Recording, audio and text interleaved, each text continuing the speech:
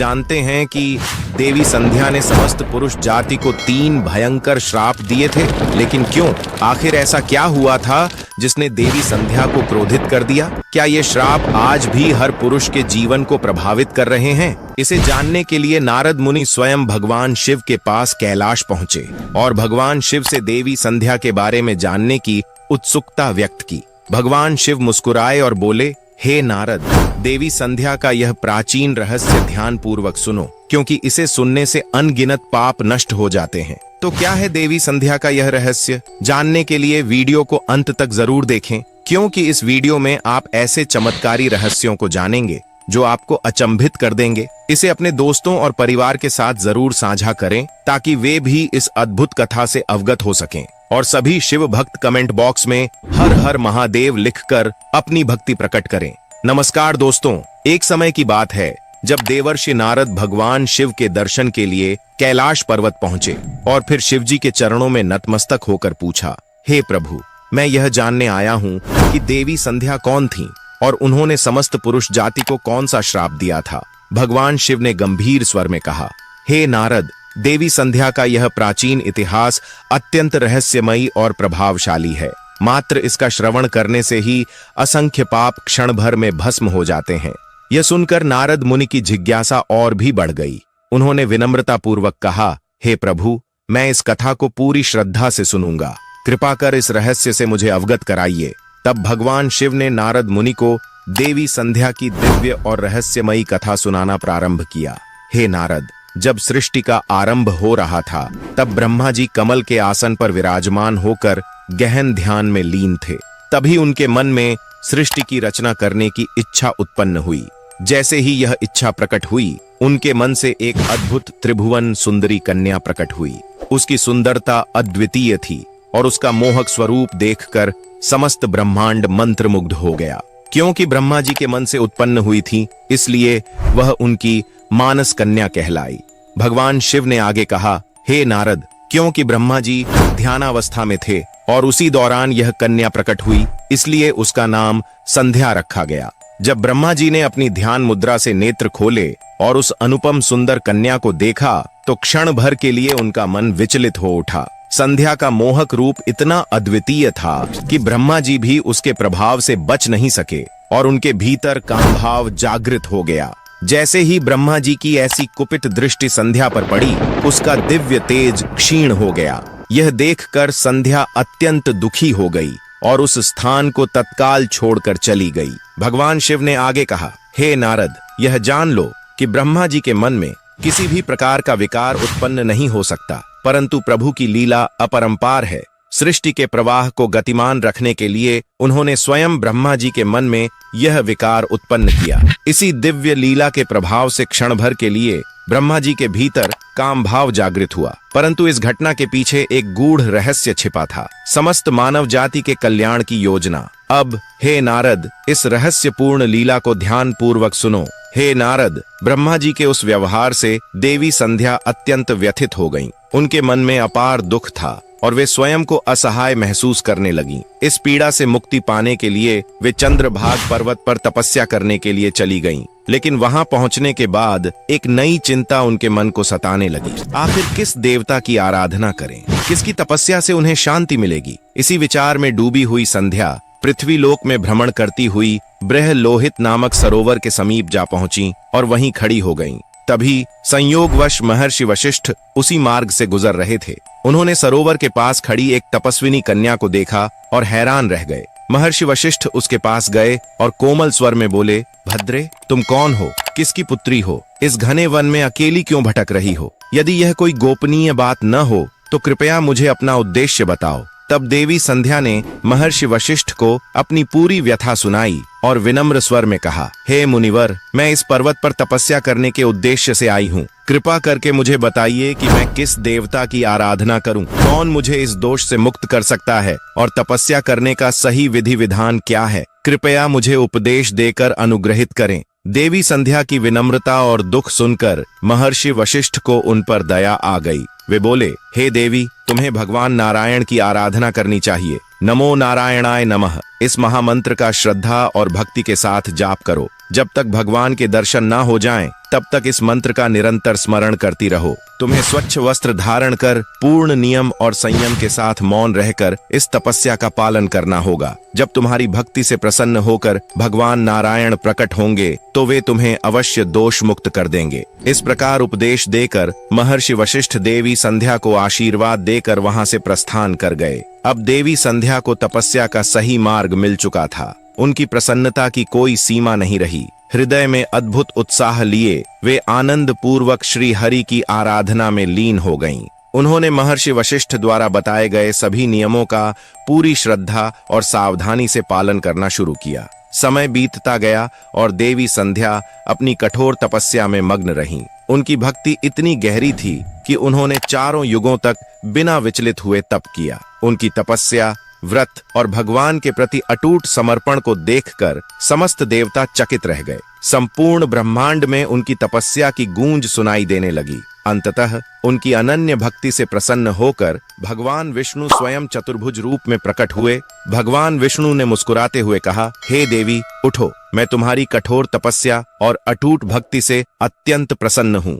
भगवान के दिव्य दर्शन पाकर देवी संध्या विस्मित रह गईं। उन्होंने शीघ्रता से उठकर भगवान विष्णु के तेजस्वी स्वरूप को निहारा, जो सूर्य के समान प्रकाशमान था। भगवान का यह अनुपम स्वरूप इतना तेजस्वी और मोहक था कि देवी संध्या मंत्रमुग्ध हो गईं, जिसके कारण स्तब्ध होकर खड़ी रह गई। न उनका मन कुछ समझ पा रहा था, न ही वाणी साथ दे रही थी। उनके हृदय में भगवान की स्तुति करने की तीव्र अभिलाषा थी, परंतु उनके तेजस्वी स्वरूप को देखकर वे शब्दहीन हो गईं। भगवान विष्णु ने उनकी मनोदशा को भली भांति समझ लिया। उन्होंने संध्या को दिव्य ज्ञान दृष्टि प्रदान की और साथ ही उन्हें वाणी का आशीर्वाद दिया। जैसे ही यह दिव्य कृपा मिली, देवी संध्या के हृदय में भक्ति का ज्वार उमड़ पड़ा। वे अपार उत्साह और श्रद्धा के साथ भगवान विष्णु की स्तुति करने लगीं। उनके प्रत्येक शब्द में भक्ति की गहराई और समर्पण स्पष्ट झलक रही थी। तपस्या के कारण देवी संध्या का शरीर अत्यंत क्षीण और दुर्बल हो चुका था। भगवान विष्णु ने उनकी दशा देखी और अपनी अमृतमयी दृष्टि से उनका शरीर पुनः हृष्ट-पुष्ट और तेजस्वी बना दिया। संध्या अब पहले की तरह सशक्त और ऊर्जा से भरपूर महसूस करने लगी। इसके बाद भगवान विष्णु ने मधुर वाणी में कहा, भद्रे, तुम्हारी कठोर तपस्या और अटूट भक्ति से मैं अत्यंत प्रसन्न हूँ। तुम जो भी इच्छा रखती हो, निःसंकोच वरदान मांग लो। यह सुनकर देवी संध्या भाव विह्वल हो गईं और विनम्र स्वर में बोली, हे प्रभु, यदि आप मुझ पर प्रसन्न हैं और मुझे वरदान देना चाहते हैं तो कृपा करके मुझे ये 3 वरदान प्रदान करें। प्रथम वर यह कि संसार के समस्त प्राणियों के मन में जन्म लेते ही काम का विकार उत्पन्न न हो। द्वितीय वर यह कि मेरा पतिव्रत धर्म सदा अटूट बना रहे और कभी खंडित न हो। तृतीय वरदान मुझे यह दीजिए कि मेरे मन में अपने पति के अतिरिक्त किसी अन्य पुरुष के प्रति कभी भी आसक्ति न उत्पन्न हो। देवी संध्या ने आगे कहा, हे प्रभु, मैं एक और वरदान चाहती हूँ। जो भी पुरुष मेरी ओर काम भाव से देखे वह तुरंत ही नपुंसक हो जाए। भगवान विष्णु मंद मुस्कान के साथ बोले, कल्याणी, तुमने संसार के कल्याण हेतु अत्यंत उत्तम वरदान मांगा है, इसलिए मैं आज से एक अटल मर्यादा स्थापित करता हूँ। आज से कोई भी प्राणी जन्म लेते ही काम वासना से युक्त नहीं होगा। मनुष्य के जीवन की 4 अवस्थाएं होंगी, बाल्य, कौमार्य, यौवन और जरा। इनमें केवल कौमार्य अवस्था के अंत में ही काम भाव उत्पन्न होगा। तुम्हारे तप और सतीत्व की महिमा तीनों लोकों में गूंजेगी। तुम्हारे पति के अतिरिक्त यदि कोई अन्य पुरुष तुम्हें काम भाव से देखेगा तो वह तत्काल नपुंसक हो जाएगा। भगवान विष्णु ने आगे कहा, हे देवी संध्या, तुम्हारे पति अत्यंत भाग्यशाली, तपस्वी और दिव्य गुणों से युक्त होंगे। वे न केवल सुंदर और तेजस्वी होंगे बल्कि तुम्हारे साथ 7 कल्पों तक जीवन यापन करेंगे। तुमने जो भी वरदान मांगे मैंने वे सभी प्रदान कर दिए। अब मैं तुम्हारे मन की बात कहता हूँ। पहले तुमने अग्नि में अपने शरीर को त्यागने की प्रतिज्ञा ली थी। यह प्रतिज्ञा तुम्हें इसलिए करनी पड़ी क्योंकि ब्रह्मा जी की दृष्टि तुम पर पड़ी थी। हालांकि तुम पूर्णतः निर्दोष थीं, फिर भी यह घटना तुम्हारे मन में एक बोझ बन गई। लेकिन हे देवी, मैं तुम्हें मार्ग दिखाता हूँ। यहाँ के पास ही चंद्रभागा नदी के तट पर महर्षि मेधातिथि एक महान यज्ञ कर रहे हैं जो 12 वर्षों में पूर्ण होगा। उसी यज्ञ में उचित समय पर तुम अपने शरीर का त्याग कर अपनी प्रतिज्ञा पूरी कर सकती हो, परंतु स्मरण रहे वहां तुम्हें ऐसे वेश में जाना होगा कि मुनियों की दृष्टि तुम पर न पड़े। हे देवी संध्या, मेरी कृपा से अब तुम अग्नि की पुत्री कहलाओगी। जिसे तुम अपना पति बनाना चाहती हो उसका चिंतन करते हुए तुम यज्ञ की पवित्र अग्नि में अपने शरीर का त्याग करो। इतना कहकर भगवान विष्णु ने अपने दिव्य हाथों से देवी संध्या के मस्तक का स्पर्श किया। जैसे ही भगवान का स्पर्श हुआ, संध्या का शरीर आटे का बन गया। भगवान ने ऐसा इसलिए किया ताकि यज्ञ की पवित्र अग्नि में मांस न गिरे और अग्निदेव मांस भोजी न बने, क्योंकि यह यज्ञ समस्त संसार के कल्याण के लिए किया जा रहा था। इसके बाद देवी संध्या अदृश्य हो गईं और चंद्रभागा नदी के तट पर हो रहे यज्ञ के स्थान पर पहुंच गईं। उस समय उनके मन में केवल एक ही भावना थी कि जब पृथ्वी पर आई तब सबसे पहले उन्होंने महर्षि वशिष्ठ के दर्शन किए थे।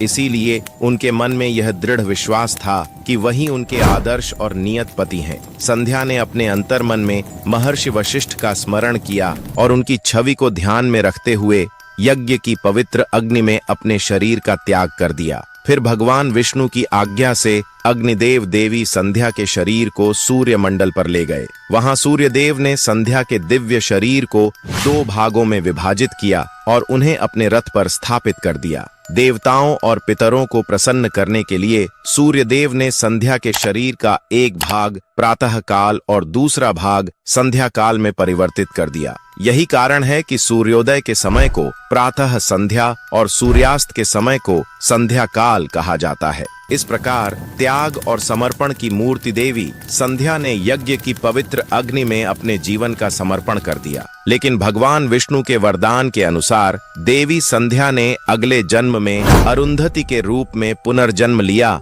और ब्रह्मर्षि वशिष्ठ की पत्नी बनी। भगवान शिव ने मुस्कुराते हुए कहा, हे नारद, इस प्रकार देवी संध्या के तप और त्याग के कारण ही संसार में जन्म लेने वाला प्रत्येक प्राणी प्रारंभ में काम वासना से रहित होता है। जब तक वह कौमार्य अवस्था तक नहीं पहुंचता तब तक उसके मन में किसी भी प्रकार की काम भावना उत्पन्न नहीं होती। यह सृष्टि की एक दिव्य व्यवस्था है जो संध्या के कठोर तप और भगवान विष्णु के वरदान से स्थापित हुई है। इसके बाद भगवान शिव ने कहा, हे नारद, मैंने तुम्हें देवी संध्या के जीवन का संपूर्ण चरित्र सुना दिया। उनका त्याग, उनकी भक्ति और उनके द्वारा स्थापित मर्यादाएं युगों युगों तक अमर रहेंगी। देवर्षि नारद ने श्रद्धा से भगवान शिव को प्रणाम किया और भाव विह्वल होकर बोले, हे प्रभु, आपने मुझे देवी संध्या की इस पावन कथा सुनाकर मुझ पर महान उपकार किया है। उनके चरित्र को सुनकर मैं कृतार्थ हो गया। तो दोस्तों, अगर आपको यह कहानी रोचक लगी और आप ऐसी ही अद्भुत पौराणिक कथाएं सुनना चाहते हैं